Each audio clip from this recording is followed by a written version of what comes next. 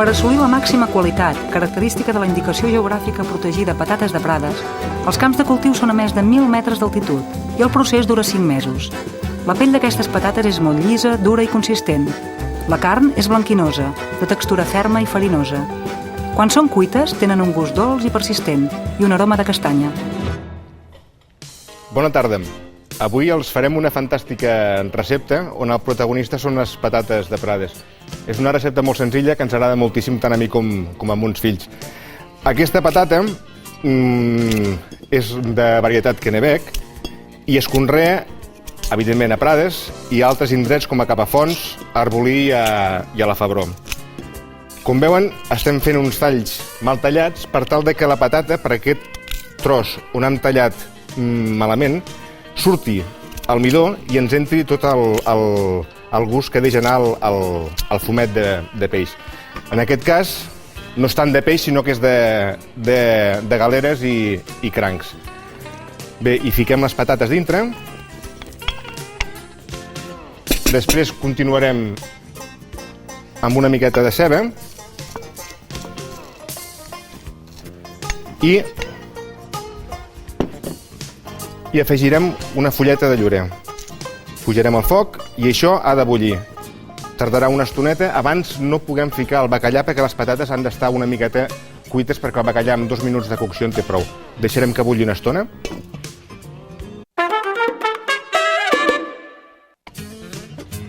Bé, les patates ja estan quasi cuites. El que farem ara és posar el bacallà, que aquest bacallà l'hem tret de la banda del morro, no té espines, i aquest bacallà per dessalar ha estat entre 2 i 3 dies només amb 2 canvis d'aigua. Bé, el que farem ara serà l'allioli, que en aquest cas l'haurem de fer amb ou sencer pasteuritzat, perquè nosaltres als restaurants no ens deixen fer l'allioli amb ou normal. Però les cases tenen una gran sort de poder-ho fer amb ou normal. Tenim l'ou, ficarem 3 granets d'all i una miqueta d'aigua per hidratar-lo. Ara ho triturarem i a continuació hi ficarem l'oli, ho muntarem amb oli.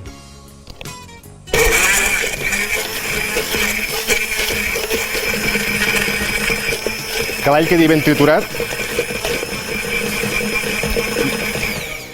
I ara posarem l'oli, poquet a poquet.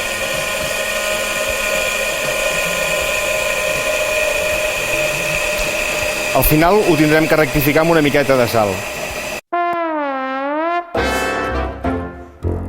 Bé, ja tenim el plat cuit, les patates estan al seu punt, el bacallà ja està fet, i aquestes patates hem de dir que són idònies per fer aquest tipus de preparació, perquè com que són farinoses i tenen un sabor molt, molt agradable, combinen perfectament amb el bacallà. Aquest gustet de castanyes que li dona el plat és perfecte per aquest tipus de preparació, com hem dit abans.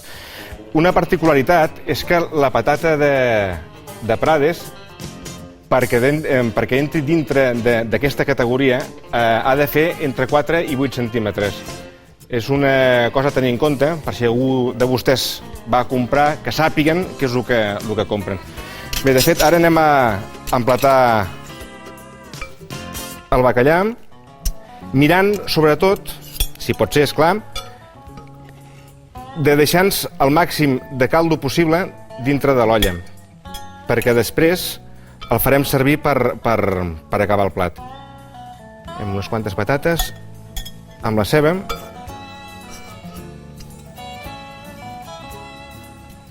És important que el plat sigui fondo perquè accepti bé el suquet que després li ficarem. Bé, aquestes patates les guardarem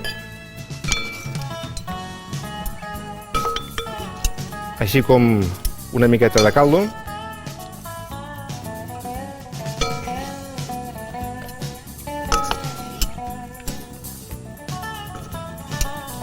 Això ho podem utilitzar per fer un puré, per fer qualsevol altre tipus de preparació. Ara el que farem és deixar només una punteta de caldo, molt poquet, perquè així agafarem i deixatarem l'all i oli que hem fet, que ja està rectificat de sal, molt poquet de sal, perquè el bacallà, recordem, és un producte que ens ve salat. Ho remenarem tot ben remenat. Que ens quedi no molt espès, però tampoc líquid del tot. I el que farem ara amb cuidado és ficar aquest suc pel damunt del bacallà i les patates. Després, a partir d'aquí, hi ha qui s'ho menja de patata en patata, hi ha qui ho xafa tot i s'ho menja tot ben xafadet. Doncs ja està. Espero que els agradi.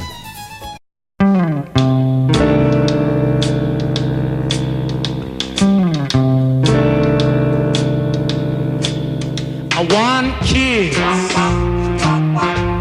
before I hit the trail. Well, now I must admit, darling, darling, that the dance was swell. Hey, now, we got to dance to a rock and roll band.